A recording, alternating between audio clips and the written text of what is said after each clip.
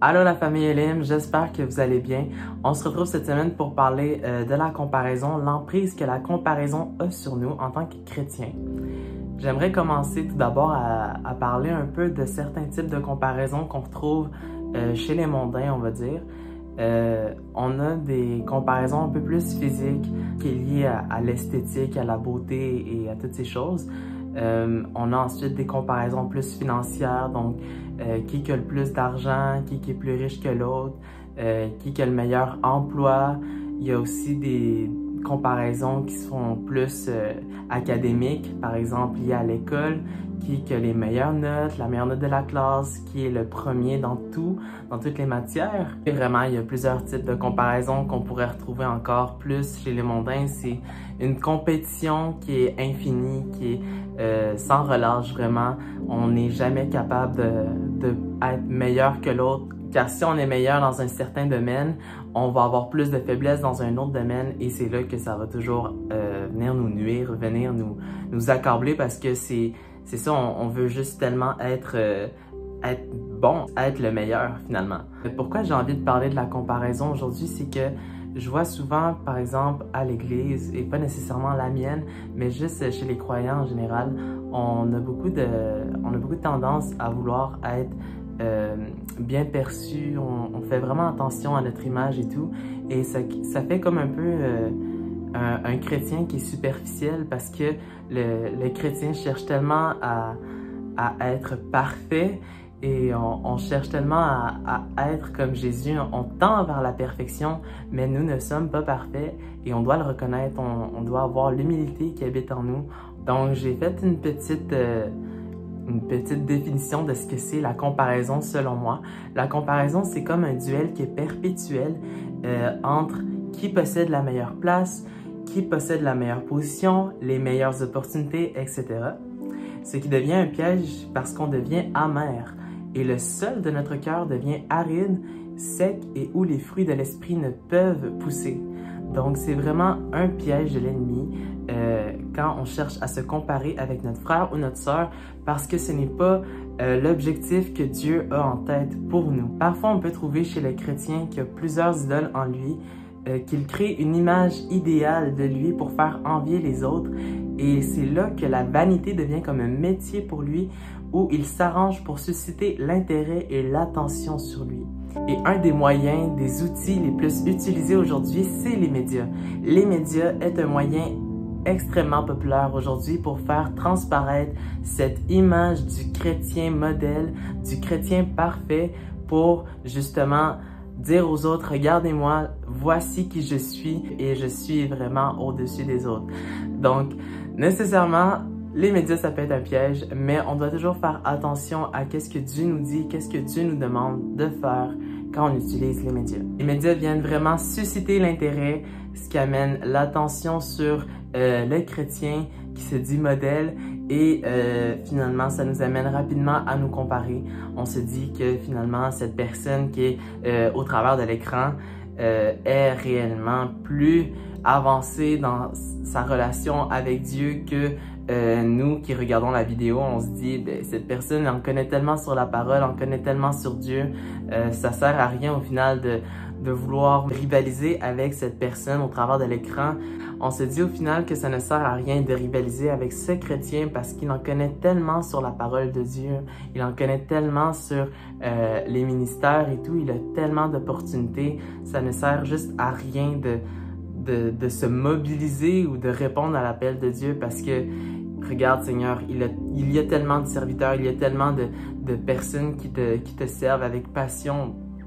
Je n'ai rien à t'offrir de mieux que cela. Dieu ne nous a pas créés pour être pareils. S'il avait vraiment désiré de nous créer de la même façon, il nous aurait créés de la même couleur, du même sexe, de la même taille, du même poids, etc. Mais nous sommes uniques, nous sommes différents les uns des autres et si on obéit à son appel, notre destin va pouvoir fleurir correctement. Nous allons être bénis et riches à l'endroit où Dieu nous place. Par l'obéissance, on se soumet à la volonté de Dieu.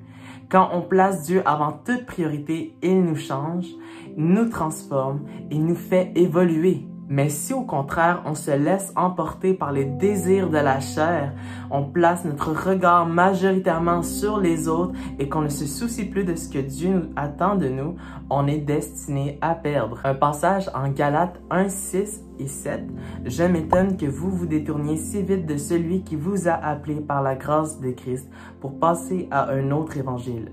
Ce n'est pas qu'il y ait un autre évangile, mais il y a des gens qui vous troublent et qui veulent déformer l'évangile de Christ en vous. » Donc, mon message, ce n'est pas un message de condamnation. Je veux juste prévenir les chrétiens qui regardent cette vidéo que quand vous allez à l'église, que vous voulez vraiment servir dans un ministère ou que, peu importe, juste ne tombez pas dans la comparaison parce que ce n'est pas l'objectif que Dieu a pour nous. On n'est vraiment pas du tout appelé à ça.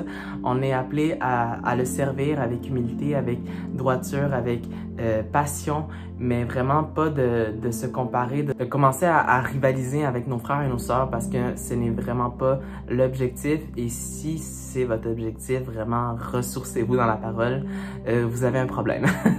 Donc oui, certains chrétiens peuvent nous troubler, peuvent vraiment essayer de rivaliser avec nous et tout, mais nous devons rester vraiment à l'image de Dieu, à l'image de Jésus, comment Jésus réagirait dans certaines situations. On doit chercher par-dessus tout la sagesse de Dieu, chercher la justice de Dieu. C'est Dieu qui va s'occuper de toutes ces choses. Il va nous placer à la bonne position au bon moment. C'est juste à nous de lui faire confiance et de ne pas regarder aux autres, de ne pas regarder à ce que notre frère, notre sœur fait, avec toutes les choses auxquelles il est investi. Sinon, il y a un autre passage à 1 Corinthiens 12 où on parle des dons spirituels au sein de l'Église.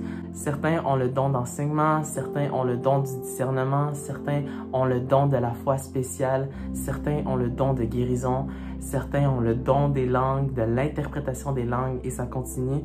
Donc, c'est vraiment juste pour nous rappeler qu'on n'est pas tous appelés à avoir les mêmes dons. Sinon, il y a quelques astuces pour arrêter de se comparer ou de nourrir, dans le fond, cette envie de se comparer.